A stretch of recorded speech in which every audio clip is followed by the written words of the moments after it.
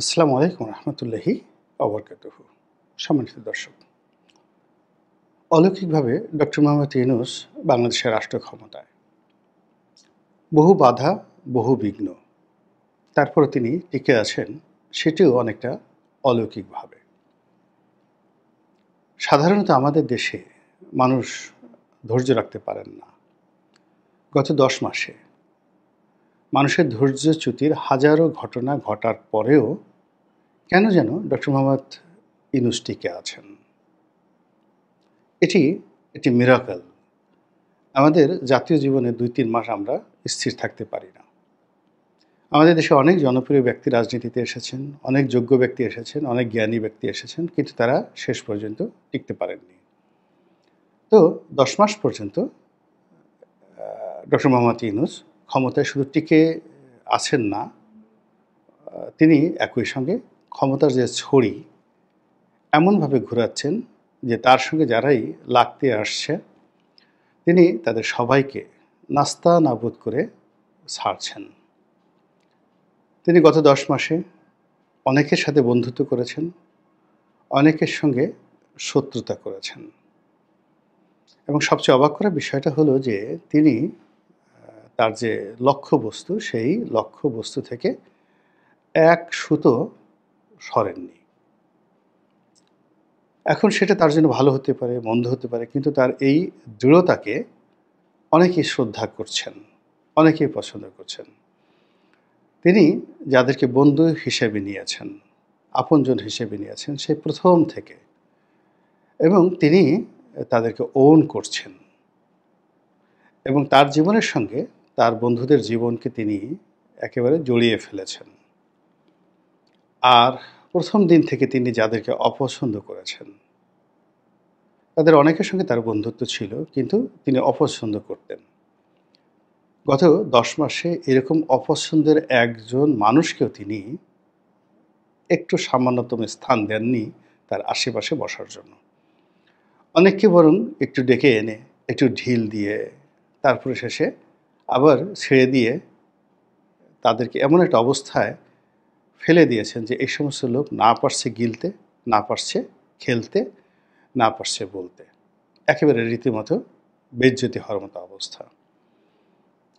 তার ব্যক্তিগত জীবনে কয়েক ধরনের বন্ধুবান্ধব ছিল।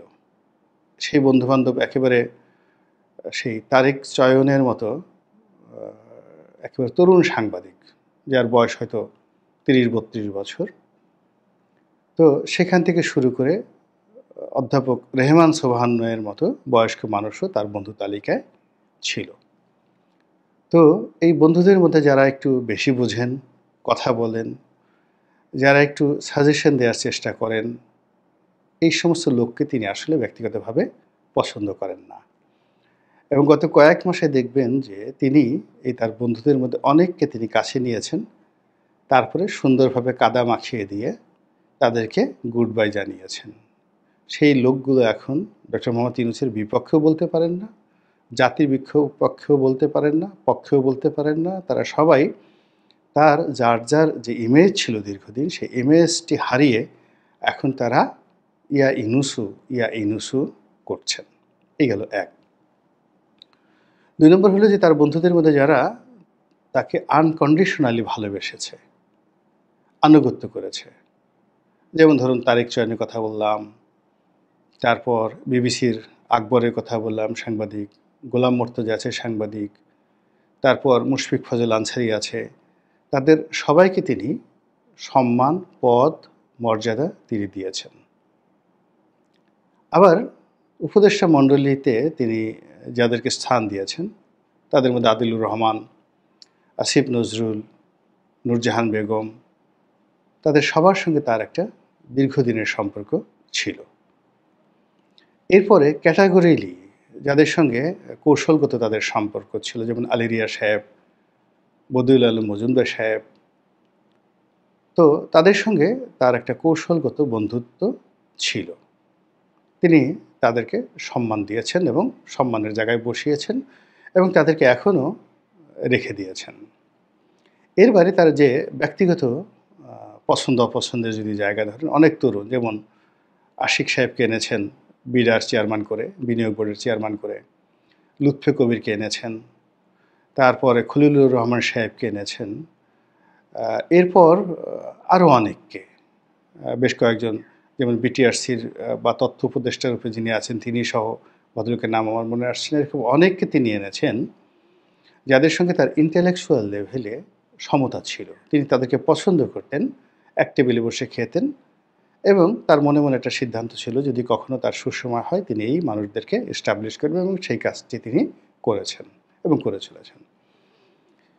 পরবর্তীতে এই জুলাই আগস্ট বিপ্লবের সময় তার সঙ্গে যাদের বন্ধুত্ব হয়েছে, সেখানে নাহিদ ইসলাম বলেন, সার্জিস বলেন, হাসনাত আবদুল্লাহ বলেন, অন্যান্য যারা এই মাহফুজ সাহেব বলেন, কিংবা আসিফ মাহমুদ, সজীব ভুঁইয়া বলেন, তাদের সবাইকে তিনি ওন করছেন এবং তাদের বিরুদ্ধে যত অভিযোগই আসুক না কেন তিনি ওইদিকে তার কানটাই দিচ্ছেন না। বড় জোর তাদের এপিএস টেপিএস তাদেরকে একটু শাস্তি দিচ্ছেন, এর বাইরে তিনি তাদের ব্যাপারে কোনো অভিযোগ শোনেনও না, তাদের ব্যাপারে কোনো কথাবার্তা বলেন না, একেবারে নির্লিপ্ত থাকেন। এবং আমাদের এই সমাজে নির্লিপ্ত থাকাটা যে কত বড় একটা গুণ, এটি ডক্টর মোহাম্মদ ইউনূস এই গত 10 মাসে প্রমাণ করেছেন, যে তিনি কেবলমাত্র নির্লিপ্ত থেকে, কথা না বলে, চুপচাপ থেকে এবং মানুষজনকে অ্যাভয়েড করে, তিনি অনেক মানুষকে তিনি অ্যাভয়েড করেছেন, অনেক মানুষের সংসর্গ তিনি পরিত্যাগ করেছেন, এবং সবচেয়ে বেশি পরিত্যাগ করেছেন বাংলাদেশের সাংবাদিকদেরকে, একেবারে পরিত্যাগ করেছেন, যাকে বলা হয় কুল্লু তালাক, কুল্লু তালাক, কুল্লু তালাক।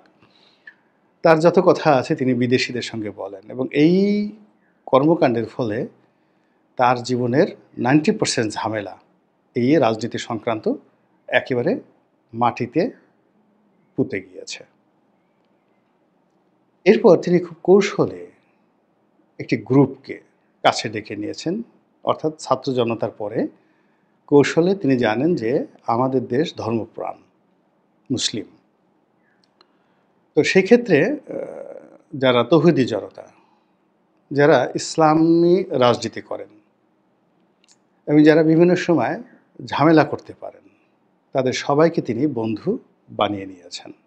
সেটা চরমোনাই বলেন, হেফাজত বলেন, কিংবা জামায়াত ইসলামী বলেন, তাদেরকে তিনি বন্ধু বানিয়ে নিয়েছেন এবং তাদেরকে নিয়ে তার স্বপ্ন রয়েছে, তাদেরকে নিয়ে তার পরিকল্পনা রয়েছে। এবং তাদের জন্য যেখানে বিএনপির সালাউদ্দিন সাহেব যদি একান্তে তার সাথে 2 মিনিট কথা বলতে যান, তিনি হয়তো সেটা করতে রাজি হবেন না, কিন্তু জামাতের আমির যদি ইয়াদ করেন, ইরাদা প্রকাশ করেন, বা তিনি যদি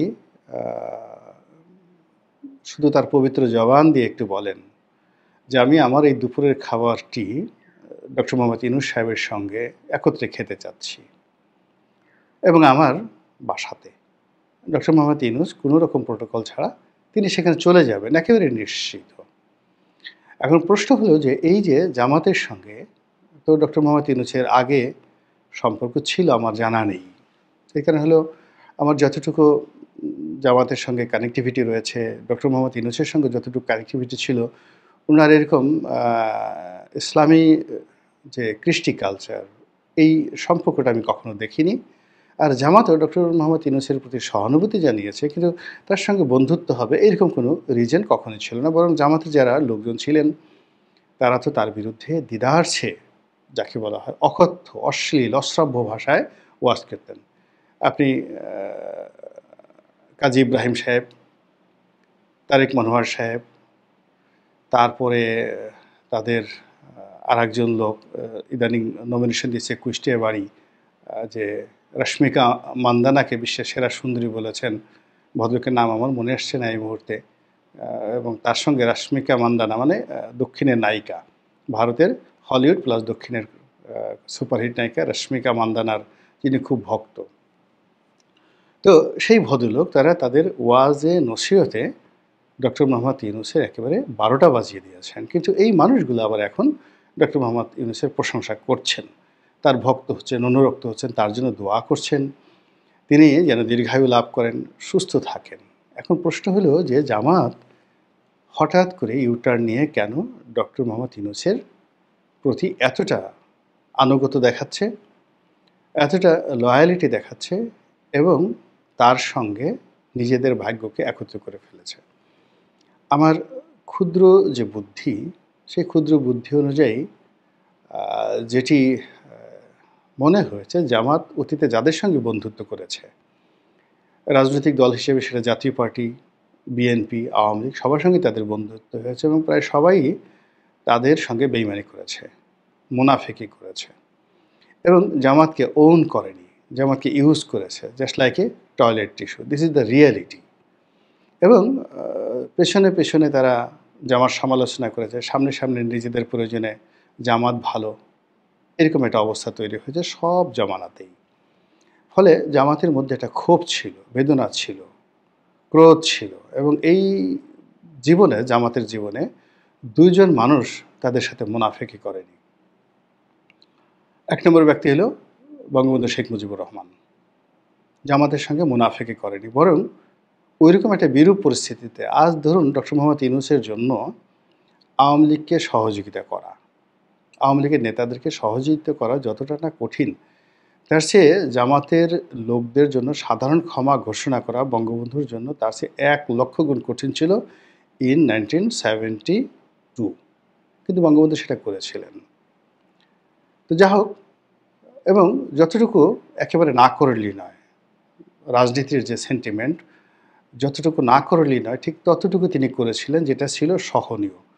ফলে আপনারা লক্ষ্য করবেন যে জামাত কিন্তু কোনো অবস্থাতেই বঙ্গবন্ধু নিয়ে একটা সিঙ্গেল অশালীন শব্দ উচ্চারণ করে না, তাদের কোনো নেতা কখনো করেননি এবং ভবিষ্যতেও করবেন না। একইভাবে আবার জামাতের অনেক নেতারা রাজনৈতিক কারণে শেখ হাসিনার বিরোধিতা করেন, তাকে নিয়ে গালাগাল করেন। আর নতুন প্রজন্মের যারা, তাদের তো আসলে রক্ত গরম, তাদের কথা আলাদা, কিন্তু সিনিয়র যারা নেতৃবৃন্দ, তারা সেই বঙ্গবন্ধুর কারণে কিন্তু শেখ হাসিনা বা শেখ পরিবার সম্পর্কে বাজে কথা বলে না। তো জামাতের প্রথম একজন রাজনীতিতে মানুষ পেয়েছিলেন যিনি তাদের সঙ্গে মুনাফিকি করেননি এবং সহযোগিতা করার চেষ্টা করেছেন, সেটি হলো বঙ্গবন্ধু শেখ মুজিবুর রহমান। দ্বিতীয় যে মানুষটিকে তারা পেয়েছে সুদীর্ঘকালে, তিনি ডক্টর মোহাম্মদ ইউনূস। ডক্টর মোহাম্মদ ইউনূস সম্পর্কে গ্রামীণ ব্যাংকের লোকের অভিযোগ থাকতে পারে, বিএনপির অভিযোগ থাকতে পারে, রাজনীতিবিদদের অভিযোগ থাকতে পারে, তার সঙ্গে যারা অর্থনৈতিকভাবে জড়িত ছিলেন, ব্যবসা বাণিজ্য করতে পারেন। কিন্তু জামাতের সঙ্গে তার এই যাবৎকালে যতটুকু লেনাদেনা হয়েছে, যতটুকু কথাবার্তা হয়েছে, জামাত সম্ভবত ডক্টর মোহাম্মদ ইউনূসের কথা এবং কাজে একটা মিল খুঁজে পেয়েছেন, যেটি তারা অতীতে কখনই কারো কাছ থেকে পাননি। ফলে জামাত মনে করছে যে এটা তাদের জন্য একটা আশীর্বাদ, এটা তাদের জন্য একটা ব্রিদিং টাইম, এটা তাদের জন্য এমন একটা সময় যে সময়টিকে কাজে লাগানোটা তাদের জন্য ফরজে আইন। কাজেই তারা ডক্টর মোহাম্মদ ইউনূসের তকদিরের সঙ্গে নিজেদের যে তকদির, তারা একত্র করে ফেলেছেন।